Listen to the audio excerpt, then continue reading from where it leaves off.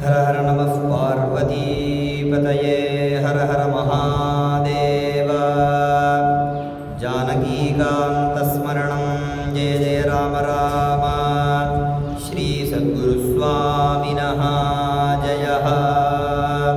श्यामा काचनचन्द्रिका त्रिभुवने पुण्यात्मना मानने सीमाशून्यकविद्ववर्षजननी या कापि कादम्बिनी मारारातिमनोविमोहनविधौ काचित्तमः कन्दली कामाक्ष्याः करुणाकटाक्षलहरी कामाय मे कल्पताम्। मूकोऽपि जटिलदुर्गति शोको विस्मरति यः क्षणं भवतीम्। एको भवति स जन्तुः लोकोत्तरकीर्तिरेव कामाक्षी। बुद्धिर्बलं यशोधैर्यं निर्भयत्वमरोगता अजाड्यं वाक्पटुत्वं च हनुमत्स्मरणात् भवेत्। श्री सीतालक्ष्मणभरतशत्रुघ्न हनुमत्समेत श्रीरामचन्द्राय परब्रह्मणे नमः। श्री जगन्मात्रे नमः। பரம காருண்யரூபிணியான காமாட்சியுடைய பரமானுகிரகத்தினாலையும் ஆச்சாரியாருடைய அனுகிரகத்தினாலையும் சுந்தரகாண்டம் அப்படின்னு சொல்லக்கூடிய ஒரு மங்களமான சரித்திரம் சர்வசித்திகரம் நிருணாம் அப்படின்னர். எத்யத் சங்கல்பிதம் சித்தே சுகரம் வாபி துஷ்கரம் அப்படின்னர். பெயர்பட்ட உயர்வான பலஸ்ருதி எல்லா காரிய சித்தியும் கொடுக்கக்கூடிய ஒரு அற்புதமான ஒரு சரித்திரம் சுந்தரகாண்டம். அதை விஸ்தாரமாக நாம் சிரவணம் பண்ணிட்டு வந்துட்டுருக்கோம். நேற்றைய தினம் வரை இந்த சமுத்திரத்தை கடக்கிறதுக்காக ஆஞ்சநேய சுவாமி தயார்படுத்திட்டு இருந்தன. அது ரெண்டு விதமாக பார்த்தோம், பாஹ்யந்தரமாகவும் ஆபியந்தரமாகவும். பாஹ்யந்தரம்னு சொன்னால் இந்த உடலுக்கு வெளியில் இந்த சரீரத்தை வியாயாமங்கள்லாம் பண்ணி தயார்படுத்திக்கிறது. ஆபியந்தரம் அப்படின்னு சொன்னால் யோக சித்தினால அதை பிராணாயாம பலத்தினால அதை சித்திப்படுத்திக்கிறது. இப்படிங்கிற விஷயங்களெல்லாம் நேற்றுக்கு பார்த்தோம். மேற்கொண்டு இந்த சமுத்திரத்தை கடக்கிறதுக்காக ஆஞ்சநேய சுவாமி மேற்கொண்டு அவர் பண்ண யத்னங்களெல்லாம் வர்ணிக்கிறார். வானரான் வானரஸ்ரேஷ்டः இதம் வசனமப்ரவீத் யதா ராഘவ நிர்முக்தः சரஹாஸ்வதன விக்ரமஹ. ஆஞ்சநேய சுவாமியானவர் அங்கே இருக்கக்கூடிய வானரங்கள் எல்லா குரங்குகளையும் பார்த்து சொன்னாராம், நான் இப்போ எப்படி புறப்பட்டிருக்கேன் அப்படின்னா ராகவ நிர்முக்தா, ஸ்ரீராமச்சந்திரமூர்த்தியோட பானம் எப்பேற்பட்ட ஒரு வேகத்தில் கிளம்புமோ அந்த மாதிரி இப்போ நான் புறப்படுறேன் அப்படிங்கிறார். மேற்கொண்டு கச்சே தத்வத் கமிஷ்யாமி லங்காம் ராவணபாலிதாம் நஹி த்ரக்ஷ்யாமி யதி தாம் லங்காயாம் ஜனகாத்மஜாம். இந்த ராமபாணம் மாதிரி நான் கிளம்புறேன். அங்கே லங்கைக்கு போய் சீதாதேவியை ஒருவேளை பார்க்கல அப்படின்னா மேற்கொண்டு ஸ்வர்கலோகத்தில் போய் தேடுவேன் அப்படிங்கிறார். அனேனைவ ஹி வேகேன கமிஷ்யாமி சுராலயம் யதி வா த்ரிதிவே சீதாம் ந த்ரக்ஷ்யாமி கிருதஸ்ரமஹ. மேற்கொண்டு அந்த லங்கா நகரத்தில் இல்லை அப்படின்னா சுராலயம்னு தேவலோகத்துக்கு போய் தேடுவேன் அப்படிங்கிற.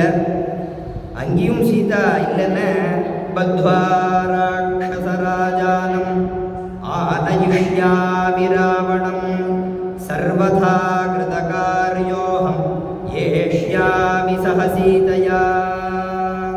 மேற்கொண்டு இந்த தேவலோகங்கள்லையும் போய் தேடி எங்கேயும் கிடைக்கலன்னா இந்த ராவணனை கட்டி இழுத்துட்டு வருவேன் அப்படிங்கிறார். கட்டி இழுத்துட்டு வந்து எப்படியாவது இந்த ராமகாரியத்தை நான் செஞ்சே தீருவேன் அப்படிங்கிறார்.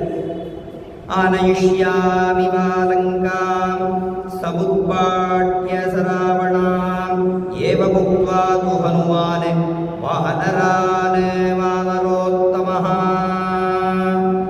மேற்கொண்டு என்ன பண்ணுவேன் அப்படின்னா அந்த லங்கையவே பேத்து எடுத்துன்னு வந்துடுவேன் அப்படிங்கிறார். சீதை ஒரு வேளை கிடைக்கலன்னா லங்கையவே பேத்து எடுத்துன்னு வந்து ராவணனையும் கட்டி போட்டு அப்படியாவது இந்த ராமகாரியத்தை நான் செஞ்சே தீருவேன் அப்படிங்கிறார். மேற்கொண்டு இவர் கிளம்பினதை வர்ணிக்கிறார். இப்போ தான் வந்து சமுத்திரத்தை கடக்கிறதுக்காக இப்போ தான் கிளம்புறார், பறக்க ஆரம்பிக்கிறார். உத்பபாத வேகேன வேகவாத விராஜயன் சுவர்ணமிவ சாத்மானம் மேஹனே சகவி குஞ்சரஹ. இப்போ பறக்க ஆரம்பிக்கிறார். எப்படி பறக்கிறார் அப்படின்னா ஒரு பெரிய ஒரு பராக்கிரமத்தோட பறக்க ஆரம்பிக்கிறார்.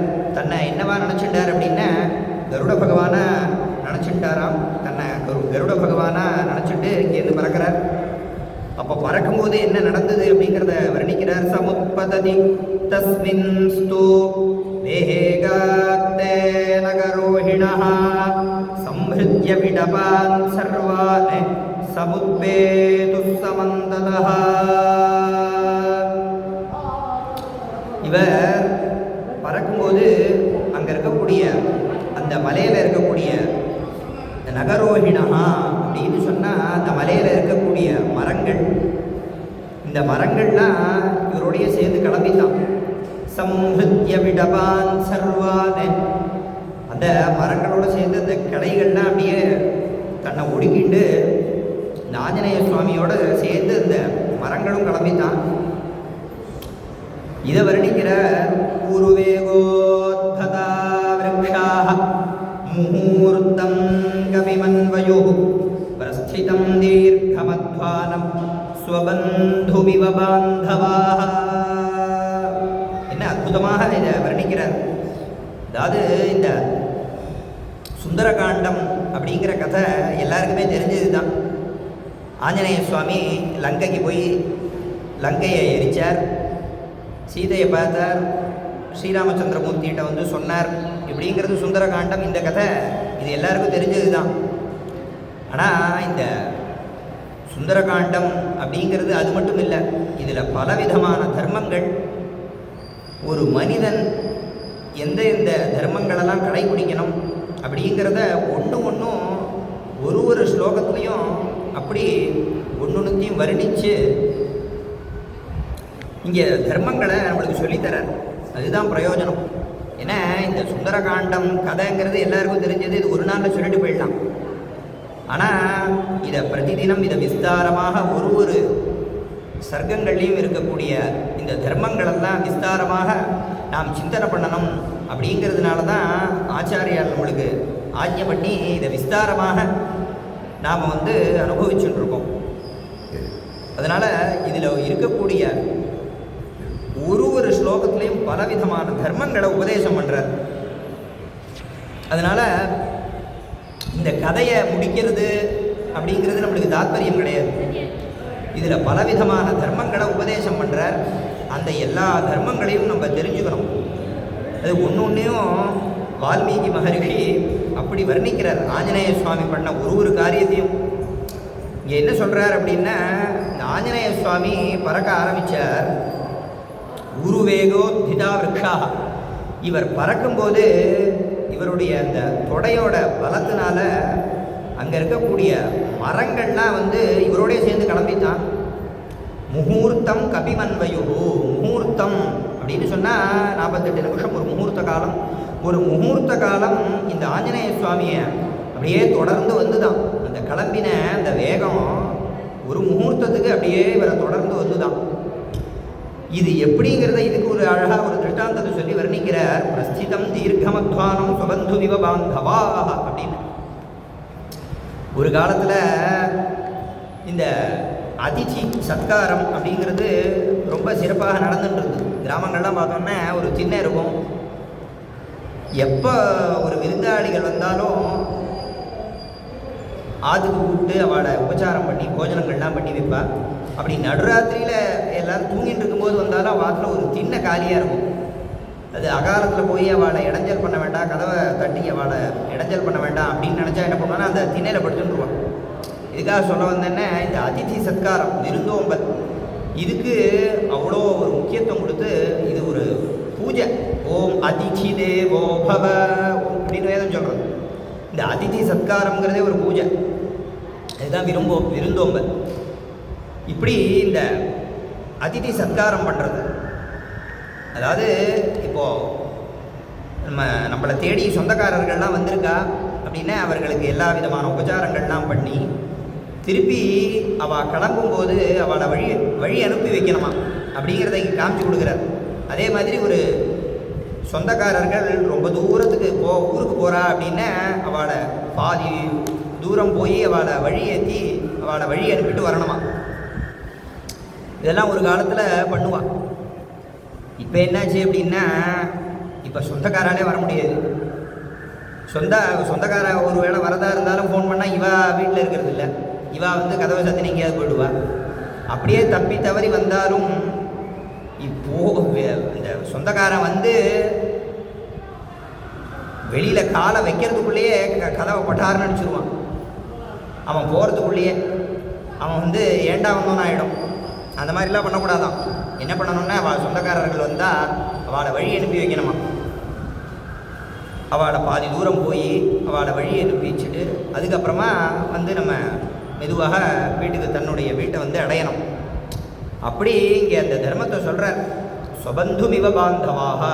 இப்படி இந்த ஆஞ்சநேய சுவாமியானவர் சமுத்திரத்தை கடக்கும்போது அங்கே உள்ள மரங்கள்லாம் தன்னுடைய சொந்தக்காரால் ஒரு இடத்துல ஊருக்கு கிளம்புறா அப்படின்னா பாதி வழி அவளை அனுப்பி வச்சுட்டு திருப்பி வர்றது போல் இந்த மரங்கள்லாம் அவரை தொடர்ந்து போச்சான் ஒரு முகூர்த்த காலம் அப்படிங்கிறத இங்கே ரொம்ப அற்புதமாக வர்ணித்தார்.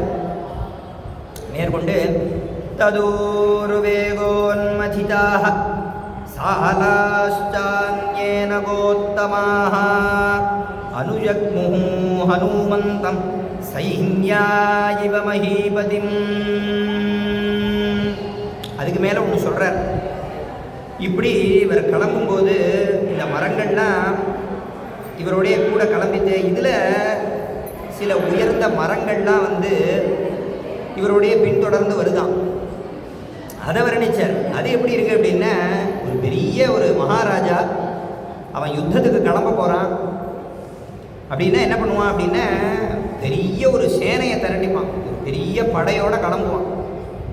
அப்படி இந்த ஆஞ்சநேய சுவாமி கிளம்பும்போது இந்த மரங்கள்லாம் இவரோட கூட வரதை பார்த்தா எப்படி இருக்குது அப்படின்னா ஒரு பெரிய மகாராஜா, பெரிய படை, யானை படை, குதிரை படை, இப்படி இந்த சைனியர்கள் இப்படி எல்லாம் ஒரு பெரிய சைன்யத்தோட ஒரு மகாராஜா யுத்தத்துக்கு கிளம்புற மாதிரி அவ்வளோ அற்புதமாக இருக்கான் அப்படின்னு வர்ணிச்சார். இன்னும் மேற்கொண்டு அழகாக சொன்னார். சுபுஷ்பிதாக்ரேர் பகுபிஹி பாதபைஹி அன்விதஹ் கபிஹி ஹனுமான் பர்வதாகாரஹ பபூவ அத்புத தர்சனஹ. அதே மாதிரி அந்த மலையில் நிறைய மரங்கள்லாம் இருக்குது. அந்த மரங்கள்லாம் எப்படி இருக்குன்னா நிறைய சுகந்தமான புஷ்பத்தை கொடுக்கக்கூடிய மரங்கள்லாம் இருக்குது. அந்த மரங்களில் எல்லாம் பூத்து குலுங்கிறது. பூக்கள்லாம் நல்லா பூத்து சுகந்தமான புஷ்பங்கள்லாம் அங்கே பூத்து குலுங்கிறது. அப்படி நிறைய மரங்கள்லாம் இருக்கான் அந்த மலைகளில். இவர் இப்போ கிளம்பினோன்னே இவரோடையே அந்த சேர்ந்து இப்போ நம்மளுக்கு லௌகிகத்தில் உதாரணம் சொல்லணுன்னா இப்போ நம்ம இங்கேருந்து ஒரு இடத்துல ஜம்ப் பண்ணுறோம் அப்படின்னு பார்த்தாலே இங்கே இருக்கிற தூசிலாம் அப்படியே பறக்கும். அந்த மாதிரி இவர் ஆஞ்சநேய சுவாமி எவ்வளோ ஒரு பெரிய வீரர், எப்பேற்பட்ட பலம் வாய்ந்தவர். இவர் கிளம்புற அந்த வேகத்துக்கு ஒரு மரமே அப்படியே எழுந்து வருதான். வேரெல்லாம் பிச்சுட்டு இவருடைய பலத்தில் அப்படியே அந்த மரங்கள்லாம் கிளம்புறது. அந்த மரங்கள்லாம் எப்படி இருக்குன்னா எல்லாம் நல்ல சுகந்தமான வாசனையான புஷ்பங்கள், இதெல்லாம் நல்லா பூத்து குலுங்கிறது. அப்பேற்பட்ட மரங்கள்லாம் இவரோடையே சேர்ந்து வந்து தான். இவரை பார்த்தா எப்படி இருக்குது அப்படின்னா பர்வதாகாரகான்னு ஆஞ்சநேய சுவாமியை பார்த்தா ஒரு மலை மாதிரி இருக்கான். ஒரு மலையில் வந்து பபுவாத்புத தரிசனா, இந்த ஒரு மலையே வந்து அப்படியே சஞ்சாரம் பண்ணுற மாதிரி இருக்கான். அந்த மலையில் வந்து எல்லா பூவும் பூத்து குலுங்கிறது. இப்படி இதை பார்த்தா பபுவாத்புத தரிசனா, ரொம்ப அற்புதமாக இருக்கான் இதை பார்க்குறதுக்கே. அடுத்து மேற்கொண்டு சொன்னார், சனானா குசுமை கீர்ணஹ கபிஹி சாங்குரகோரகைஹி சுசுபே மேகசங்காசஹ கத்யோதைரிவ பர்வதஹ. அது மாதிரி நானா குசுமைஹி, இந்த புஷ்பங்களில் பலவிதமான புஷ்பங்கள் இருக்கு. அதில் இந்த பூஜைக்கு ஒரு ஒரு புஷ்பங்கள் ரொம்ப உயர்வு அப்படின்னு பல புஷ்பங்களை சொல்லியிருக்கு. இதில் அந்த மகிழம்பூ அப்படிங்கிறது ரொம்ப உயர்வு, ரொம்ப சுகந்தமாக இருக்கக்கூடியது. அதே மாதிரி மல்லிகா புஷ்பம், இந்த மாதிரி பலவிதமான புஷ்பங்கள், இந்த மாதிரி நிறைய புஷ்பங்கள்லாம் இருக்குங்க. அந்த மலையில் நிறைய மரங்கள், நிறைய புஷ்பங்கள், எல்லாம் சுகந்தமான நல்லா வாசனையை கொடுக்கக்கூடிய நிறைய புஷ்பங்கள். இதெல்லாமும் இவர் கிளம்பின வேகத்துக்கு எல்லாம் அந்த புஷ்பங்கள்லாம் அப்படியே எல்லாம் செதறி இருக்கான். எல்லாம் நல்லா பூத்துருக்கு இந்த மரங்களில். இவர் கிளம்பின வேகத்துக்கு அந்த மரத்துலேருந்து தானாக எல்லாம் உதிர்ந்துருக்கு நிறைய புஷ்பங்கள். அதே மாதிரி தளிர்கள், அதே மாதிரி முட்டுகள், இப்படி பலவிதமான எல்லாம் அங்கே அப்படியே செதறி இருக்கான் அந்த மலையில். அது அப்படியே இவர் கிளம்பும்போது எல்லாம் அப்படியே செதறி கிடக்கு. இவரோட சேர்ந்து எல்லாம் கிளம்பும்போது எப்படி இருக்குன்னா சுசுபேன்னர், ரொம்ப பார்க்குறதுக்கு அழகாக இருந்துதான். எப்படின்னா மேகசங்காசா கத்யோதைரிவ பர்வதா, இவரை பார்த்தா ஒரு பெரிய ஒரு மேகம் மாதிரி இருக்காரா. இது எப்படி இருக்குது அப்படின்னா கத்யோதைரிவ பர்வதா, இந்த ஒரு மலை, ஒரு மலையே அப்படியே கிளம்புற மாதிரி இருக்கான். அந்த மலையை சுற்றி இந்த கத்யோதகான்னு சொன்னால் மின்முனி பூச்சி, ஒரு காலத்தில் அதெல்லாம் நம்ம பார்த்துருந்தோம். மின்முனி பூச்சின்னு சொல்லுவாள். அதை பார்த்தா அப்படியே லைட் எரியிற மாதிரி இருக்கும். இப்போல்லாம் அது பார்க்கவே முடியாது. ஒரு காலத்தில் இருந்தது, நம்மளே சின்ன வயசில் பார்த்துருப்போம் மின்மினி பூச்சி. அந்த மலையை சுற்றி மின்மினி பூச்சியெல்லாம் அப்படியே இது பண்ணுற மாதிரி சுற்றி வர மாதிரி அவ்வளோ அழகாக இருக்கான். ஆஞ்சநேய சுவாமியே ஒரு மலை மாதிரி இருக்காராம். அவரை சுற்றி இருக்கக்கூடிய இந்த புஷ்பங்கள், முட்டுகள், இதெல்லாம் பார்த்தா ஒரு மலையை சுற்றி ஒரு மின்மினி பூச்சி அப்படியே சுற்றி வர மாதிரி இருக்கான். அப்படியே அந்த மலையே வந்து பறக்கிற மாதிரி இருக்கான். இவ்வளோ அழகாக வர்ணிச்சார். இப்படி ஆஞ்சநேய சுவாமி பறந்து போகக்கூடிய ஒரு ஒரு ஒரு கட்டத்தையும் வர்ணிக்கிறார். இதெல்லாம் எதுக்கு அப்படின்னா இதில் பலவிதமான தர்மங்களை நம்மளுக்கு உபதேசம் பண்ணுறார். இப்போ இந்த ஸ்வபந்துரிவ பாந்தவா ஸ்வபந்துமிவ பாந்தவாக அப்படிங்கிற இடத்துல என்ன சொன்னார் அப்படின்னா இந்த அதிதி சத்காரத்தை இங்கே காமிக்கிறார். ஒரு வீட்டுக்கு விருந்தினர்கள் வந்தால் வாழை எப்படி வழி அனுப்பி வைக்கணும் அப்படிங்கிற தர்மத்தெல்லாம் இங்கே காமிக்கிறார்.